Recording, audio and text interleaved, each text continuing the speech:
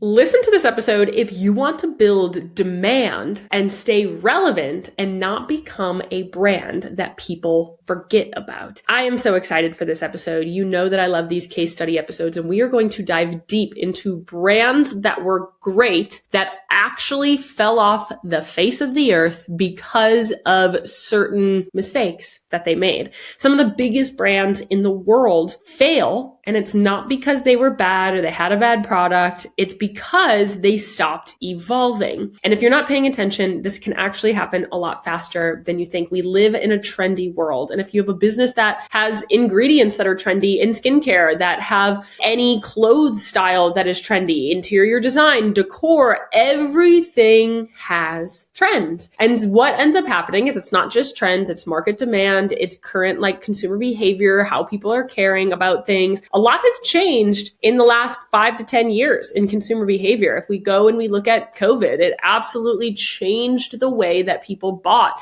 The desires of what people had during COVID was very different than what they have now. It's a big example of how some of the market can actually change based on current events and what's going on. Today, we're breaking down real brands that were once dominating and basically what caused their decline to make sure that you don't make these mistakes as well. Basically, we're going to talk about what they missed about their consumers, their marketing, their business in general, and the one shift you need to make so your brand doesn't follow that same path. By the end of this episode, you are going to really have some solid understanding of what happens when brands actually fail to adapt and what that means for you.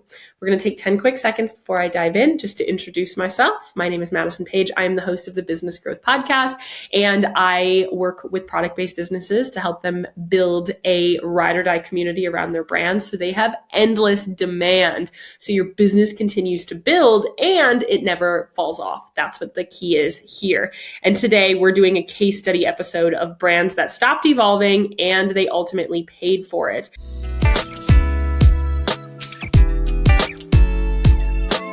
I want to really make this clear when I talk about evolving is that your business principles do not change.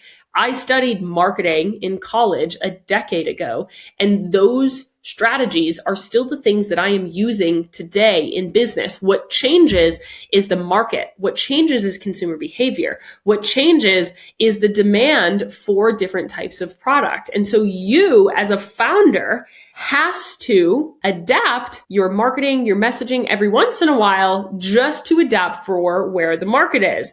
The brands that win know how to listen to their customer, adapt, and they don't hold on so incredibly strong to how they've been doing it for so long. The brands that lose basically assume that's what's been working will still actually work. Business principles, when we talk about, sales psychology, we talk about, sales strategy in general, the buying cycle, we talk about marketing principles, brand principles. Those things don't change. What changes is the demand, the buyer behavior, and the expectation. So you know that I say this all the time, that I literally study consumer behavior for sport. And why that is because in the role that I'm in, working with businesses all the time, I need to know where the consumer is at all times. I've studied the marketing principles. I've got the playbook. I know how to build $100 million product-based businesses, right? I've done it. I've helped people through that process. I know how to do those things. What I need to stay up to date on is what are the small tweaks and adjustments that are needed to continue to stay relevant in today's society. And that's what consumer behavior really talks to us about. We just did an episode on consumer behavior. It actually came out on Tuesday, I believe, when we're recording this episode. And so that is why consumer behavior is so important here. And that is really what we're really talking about at the core. So we're going to talk about 4 different brands today. And I think you're going to know all 4 of them. They are household names. One of them might kind of surprise you that I'm putting it in this list because they haven't filed bankruptcy. They're still out there and they're still a household name, but yet something happened here. So first things first is I want to talk about Peloton. Peloton is a crazy business case study. At-home fitness exploded for obvious reasons in 2020. Everybody wanted to stay active. Nobody had anything to do, but yet we couldn't go to the gym. Nobody was working. We all were cooped up. Nobody could go to the gym. So what people did is they looked to see, how can I build something in my home? How can I stay active while being in my house? Peloton became the luxury category leader. People were duping them. They were all over. People were trying to basically become the next Peloton. They were the aspiration. It was luxury at-home gym equipment. And it became synonymous with an at-home stationary bike that had a screen. It's like, oh, it's my Peloton. But some people weren't even having Peloton. They were the pinnacle of at-home fitness. Their stock in 2021 peaked around $160. It has dropped 90% at its lowest point post-pandemic. It is within the single digits now. It goes up and down every once in a while, but it is so low that it's down over 90%. They have lost billions of dollars in market cap since 2021. Why this is that consumers started to be able to go back to gyms. If you look at their stock price, it's literally exponential growth and an exponential decline. And now it's like a couple of bucks, right? It's like, oh my gosh, it is so low. And people started going back to gyms. At-home demand dropped significantly. People still loved the brand. Peloton still has a really solid brand, association in people's minds. But what they kept doing is that they kept operating as if nothing was going to change in the marketplace. They were operating like demand was still at its peak. They made one of the biggest mistakes that many people make is they hired thousands of people thinking that this was their new normal. They built teams based on their peak of post-pandemic. Like, we are mid-pandemic. They're hiring thousands of people to be able to handle the amount of scale and growth that they have. But then when things started to decline, they didn't fire these people because they said, oh, it'll come back. It'll bounce back. It'll bounce back. And what happened is that they stopped pivoting. They overproduced their inventory. They didn't pivot messaging or their business model fast enough. And then they had to fire their CEO. They were trying to figure things out.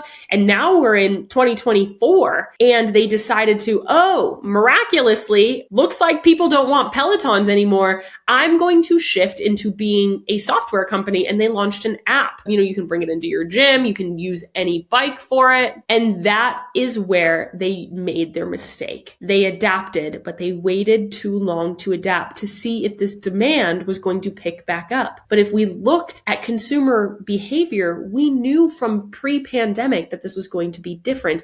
There's like these pinnacle moments in the world that change things. And the pandemic was one of them. The Industrial Revolution was one of them. The internet was one of them. We're going to talk more about another one next. And there's pinnacle moments here that you have to adapt. We're kind of seeing one right now with AI. You kind of have to adapt. Otherwise you're going to get left behind. AI is changing how people are buying. It's changing how people are using information. We're at that pinnacle moment that if you don't adapt, you're going to be left behind. So they made the adjustment, but they just didn't do it soon enough. They were holding on to the demand coming back.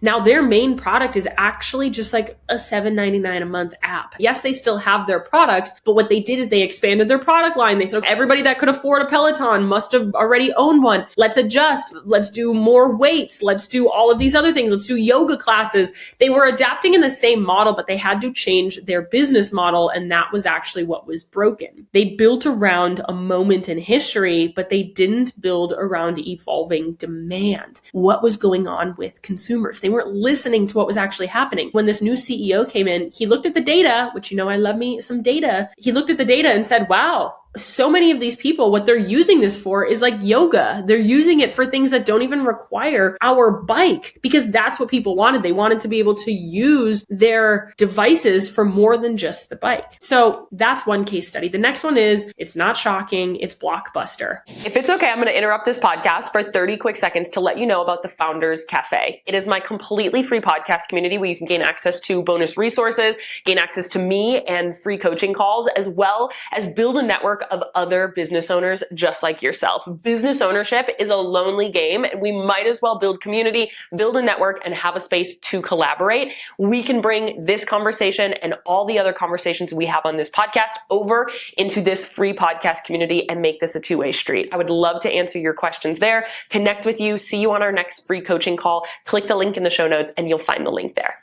Blockbuster is a really great example of this. But if we look at Blockbuster versus Netflix, they were actually around at the same time. And Netflix was much smaller than Blockbuster. Netflix used to be a website that you could go and ship a DVD to you. You know, they were kind of, you remember like Redbox, where you would go to Walmart and be able to pick your movie? It was kind of like that. That's what Netflix was, is you would pick your movie that you wanted. They would mail it to you. You would have it for a month or a week or whatever, and then you would mail it back. And Netflix started to see people didn't really want DVDs anymore. Again, pinnacle moment in society is that the internet started to develop. The internet started to get better. We started to be able to have more data. Streaming became a thing. We can stream things online. And so basically at the same time, Netflix was pivoting into saying, okay, we're starting to see this. We're going to transition into online streaming. Blockbuster said, no, people will forever want DVDs. DVDs are never going to go away. I haven't bought a DVD, honestly, in probably 15 years, right? Netflix saw this and shifted to streaming very early on. And I would say they are, I don't know about from a market share perspective, but if you think of streaming, many people think of Netflix first because they were one of the very early adapters. They invested in tech, accessibility, and getting the rights to this stuff online. And Blockbuster stayed committed to physical rentals. People will always want physical rentals. And they basically assumed the behavior wouldn't change. Blockbuster became obsolete. Netflix became dominant. Like, if Blockbuster could have been Netflix, but they just didn't adapt. Netflix built for future demand, and Blockbuster protected their current model because they held on too tightly, and now they're bankrupt. The third case study here that I want to talk about is one that I think you might be kind of shocked on, and I'm including with some of these other companies that have gone bankrupt, but this is Lululemon. Lululemon is at the brink of a big problem if they don't tackle it. Early dominance in the industry went to Lululemon in this athleisure. They basically kind of invented this like athleisure, athletic wear, cool, like Pilates sets and things like that. They were the high end. They were the $120 pair of leggings that people were splurging on. They were the aspiration. They owned premium athleisure. They had strong brand identity. They had cult-like following. Like, people, they had the demand. People loved Lululemon. But then more people started to build. We got Alo, we got Gymshark, we got Set Active. There's so many companies. We have Vitality. There's literally hundreds of athleisure wear companies out there now. And so new brands entered with stronger identity, stronger community, differentiators, and innovation. Consumers ended up wanting more than just quality leggings. Now they can get quality leggings from 100 different companies if they want to. And what happened is that Lululemon remained the same. They didn't innovate. They didn't change with the times. They didn't create a differentiator. And so their marketing and their brand identity got diluted. It got cannibalized by all of this saturation, and they failed to adapt. Their brand started to feel kind of repetitive. There was very little excitement around anything. Their demand softened compared to earlier growth phases, and they just kept on building the same thing. More colors, more of the same.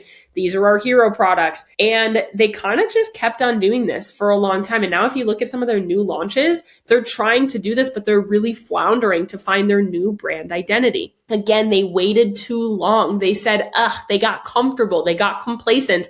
Our demand will always be there. We're the market leader. We were the first here. But what ends up happening is that all of these people came in and basically overshadowed them, and they took it from them. They took that growth back. You know, when we start looking at this increased competition from Alo Yoga, Gymshark, all of those other options, they had slower growth periods because they didn't have that differentiation. They were the differentiator at first, saying, yeah, you can go to Nike and Adidas and New Balance and buy, basically athletic wear, but we are like athletic wear made for this type of person. They were the differentiator, their style and their identity. But then when all of these people came out with the exact same style and identity, they needed to find a new differentiator.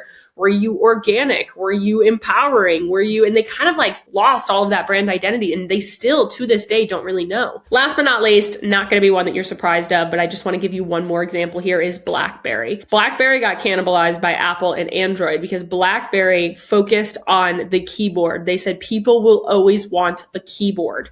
And when the touchscreen started to come out, BlackBerry said, nah, we don't want to do that technology. We're going to maintain the technology that we have. Their differentiator was we were made for the business person. We're here for the business professional. My dad had a BlackBerry. Everybody's, I feel like, dad had a BlackBerry back in the day. You know, the people that are into the business and, you know, they had this like very rigid tech around having a BlackBerry. But at the end of the day, they ended up losing to Apple and Android because they were building for what made sense back then, but it wasn't for what was coming. What was coming was smartphones and all that. Can you imagine having a keyboard on your phone now? Like, it just doesn't really make sense. And BlackBerry didn't adapt to that. So when we look at this, we can really see some common patterns. These companies didn't fail because their product was bad. Many of them are actually the premium product in their industry, right? They were at one point premium, the top of the line, the market leader, but they failed because they stopped listening. They stopped evolving and they assumed they've reached their demand and they don't have to make any changes because people will always be there. It's one of the biggest mistakes I see people make as a scaling business owner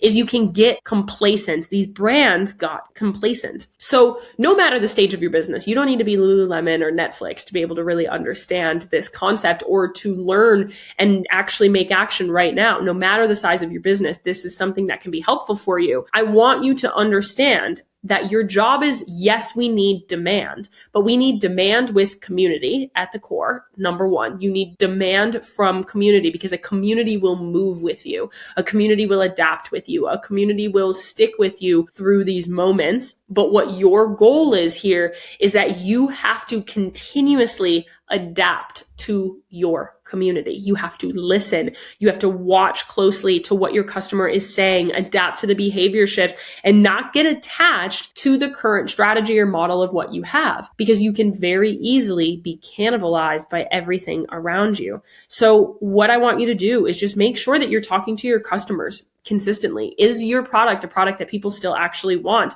You need to watch what content, products, and messaging are actually resonating, not the ones that are saying this is a big change that's going on in the industry right now. So a lot of marketing shifts going on. And I have a lot of clients that are like, ugh, I don't really want to do that. I'm like, okay, that's fine. But your marketing is going to stop working eventually, right? Same principles, but we need different styles of content. People are requiring different types of content right now, right? And so you have to say what's working for other people, for new people that are up and coming that you have to adapt into. This is why all of these brands are starting to have new faces of their brand. They're doing a lot more face to cam content. Their founders have podcasts. They're going on podcasts. They're building, connection. And you need to stay flexible in how you deliver your value and your product overall. Most importantly, build a community that tells you what they want in real time. You know that one of my major pillars of building community, it's everything that I teach is community centered, is collaboration, because collaboration builds communities. When people connect with you and they're telling you what they want, they're, communicating, community is what matters. Community will tell you, hey, you're kind of falling behind. Hey, this is what we want. Hey, I would really love to see this from you guys. Hey, we hate this. Hey, the feedback here is bad. Hey, you're getting kind of boring. These people will come to you. They're like that tough love best friend that's going to say, hey, you guys need to make this change. But the most important part is not only do you open the door to community and feedback and all of that, you need to listen to it. You need to listen to it and make changes in accordance to it. The brands that are connected to their people and listen to them adapt faster, retain longer, and stay relevant. That's what we are looking for here. Again, what I want you to take away from this episode is that business principles don't change. The branding, marketing, community building, sales, profit, I've been teaching the same info for a long time, but what is changing is what the audience is actually demanding. What is the consumer needing from you? And that's where you have to consistently adapt. And I know it's frustrating. I know it's something that we don't really want to do. I don't want the community. I don't want the customers to adapt. I want to stay exactly where I am because it's comfortable and I know exactly how to do it. It's predictable. I know that if I launch, I'll sell out and I'll have these things and I'll make, X amount of dollars a month. And I know I don't want to have to change what I've been doing because I'm at this comfortable place. It's not how business works. If you want to stay in business, if you want a business that lasts decades and not just a year or two or every once in a while make some money. If you want a business that lasts decades, that goes global, that makes it mass market, you have to learn that the market in and of itself is going to change. And it's on you to ride the roller coaster with it and actually make the changes in order to make it happen. It's really easy to say nope. And then in a year, you're going to be kicking yourself that you waited too long. And now you're behind. You've been passed up by a lot of these other people. I just want to say that this isn't about burning everything down, right? This isn't about, oh my gosh, freaking out, fear mongering. By any means. What I'm doing here is I just want you to be able to stay aware, stay connected, stay willing to evolve. That's the major takeaway here. You have to be willing to evolve, even if it is uncomfortable. But what you have to do is listen to your customer and listen to the market of what's actually happening. You don't need to panic. You just need to pay attention. Maybe ask yourself, is there anything that you're doing that you're holding on to a little too tight that you know you shouldn't be? Is there anything that you know you should be doing, but you just haven't been because you are afraid to adapt? That's where we have to start here. And that's where things can get really incredibly powerful, right? We don't want you to become the next Blockbuster. I don't want you to be a new Peloton. They were losing hundreds of millions of dollars a quarter in 2025. And so I would expect Peloton, if they don't adapt or make some major changes soon, they could be bankrupt on that list as well. Blockbuster, gone. BlackBerry, gone. Peloton and Lululemon are holding on, but both of them have to adapt and adapt quickly and make some major changes in order to come back. Look at Coach. Coach did such a good job of adapting and coming back. Abercrombie's a great example of somebody that did really well here. We want them to be able to come back and kind of revitalize their brand. If this episode made you think about your own brand, I would love for you to join the Founders Cafe. It's our free podcast community where we dive deeper into these topics. We're going to be asking some guided questions there and would love to have some conversations about this. I want you to tell me if you feel like your demand has shifted right now. I know a lot of people are feeling this, or feel free to share this with a founder that you feel like might need to hear it. Put it in your group chat in the Facebook group or, the WhatsApp group that you're all talking about, saying, hey, this is a good conversation for us to have. Absolutely love to chat with your besties as well. And if you are trying to identify where you need to evolve next, that is where I can come in to your business and help you evolve alongside of you. I work with clients one-on-one. It's you and I. I'm looking at your business from a zoomed out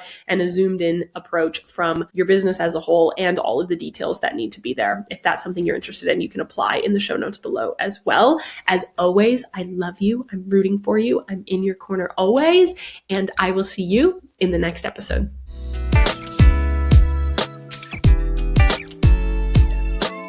Thank you so much for listening to this episode of the Business Growth Podcast. We put out new episodes every Tuesday and Friday. So if you love this one, make sure that you're subscribed so you never miss a conversation. If you want more conversations with me and other business owners, make sure that you join our completely free podcast community, the Founders Cafe. The link is in the show notes. You can get bonus resources, access to free coaching calls, as well as connect with like-minded business owners like yourself. Make sure that you rate and review the podcast 5 stars, share it with a friend to keep those conversations moving, and come back every Tuesday and Friday. I'll see you there.